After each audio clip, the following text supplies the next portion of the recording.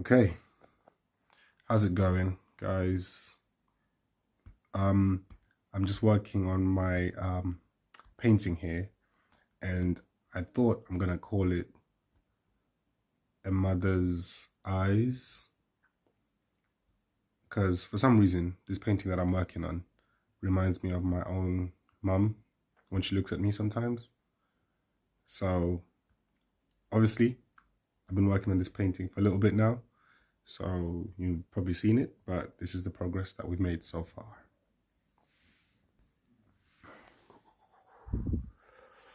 All right, hopefully that's nice and clear, but we've got the owl with the eyes and obviously some Baroque works there. For my One Piece, people that love One Piece, they'll know what that is.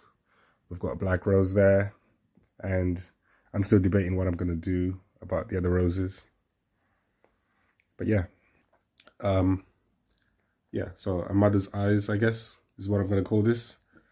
If you have any ideas of what else I could call it, please comment and let me know. That's it.